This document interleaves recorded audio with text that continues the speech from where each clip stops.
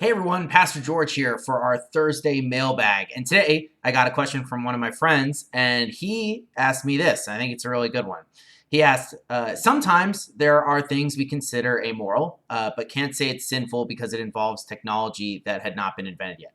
For instance, many people use technology to share information about others, like mommy bloggers, to doxxers, to revenge porn, that can often lead to negative outcomes or are clearly bad. How does sin evolve with technology? That's a good question. Obviously, we live in like the most technologically advanced age, and we have all this sort of stuff at our fingertips, right?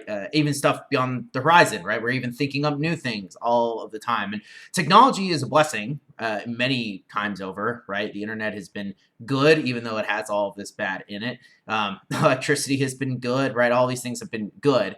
But of course, being part of this world, they can be abused. And that's what my friend is getting at here. I just want to explain some of the terminology because I don't think all of us might be aware of what some of these things mean. So a mommy blogger is probably the least offensive of these things, at least to me. Maybe my friend knows more about the dark side of mommy blogging than I do. But essentially what it is just moms that blog about their family's lives. And they do share, I think, personal information about their kids. Maybe that's what he's getting at this point. And, other moms follow it, and some of them are very popular.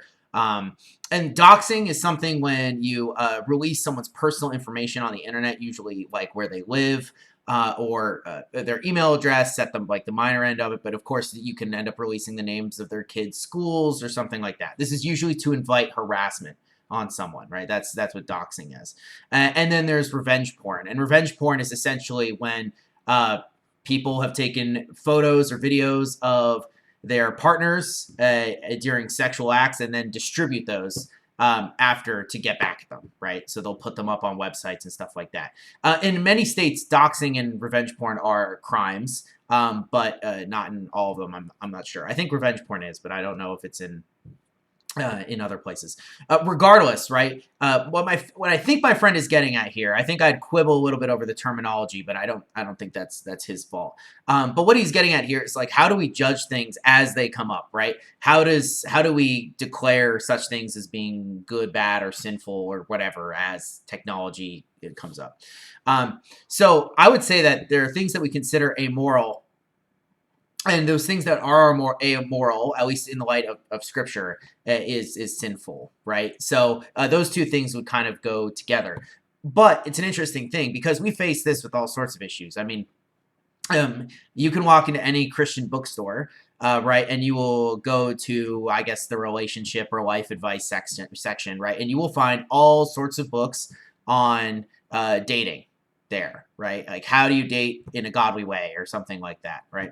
And those are good questions to ask, but that is actually just a completely thing that is foreign to the Bible, right? Why is it foreign to the Bible? Well, it's foreign to the Bible because dating didn't exist in biblical times, right?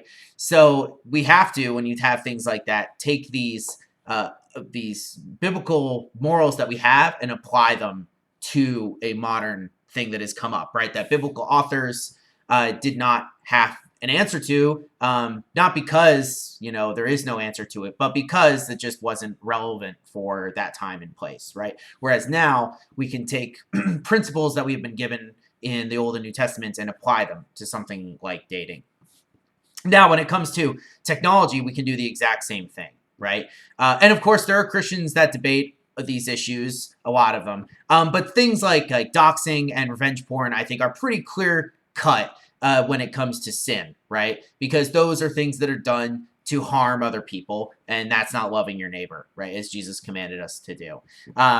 And so those things are pretty easy, right? But when it comes to other things like, just how we handle social media or how we handle the internet generally, right? Like, how much time do you give your kids or in technology? It's all very complicated. But the idea is that you want to take biblical principles and transfer them into this new world, right? Because even like, and we're not talking about not wearing cloth and stuff like that. That's not that, right? We're talking about like moral law here, where it's all about, like maybe we could use the 10 Commandments or the teachings of Jesus and see how they apply to this new thing, right? And that is kind of the simplest way of doing it. So sin itself I guess, as a concept, doesn't evolve with technology. I would say that humans just use technology to find other ways to sin, right? By doing the things that you suggested and other things as well.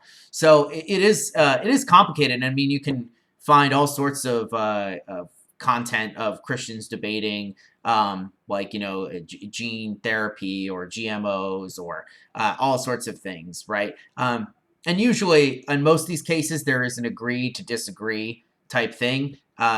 In how you use them appropriately, but some things like doxing and revenge porn is very clearly cut bad, and so that's easier for people to decide. So that's a really good question, because technology is something that is not going to stop changing. It's always going to have new things, and the nice thing, at least, is as we as Christians like to claim, and I believe this is true, that Jesus Christ is the same yesterday, today, and forever. And so his words are eternally true and can be applied in no matter what circumstance we are in. So if we're eventually somewhere flying super slow in spaceships around the galaxy, we will have a good moral guide, even if we have all this weird new technology or meet alien life or something like that.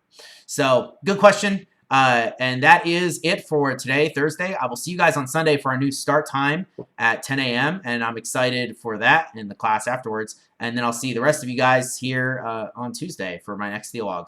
Peace out.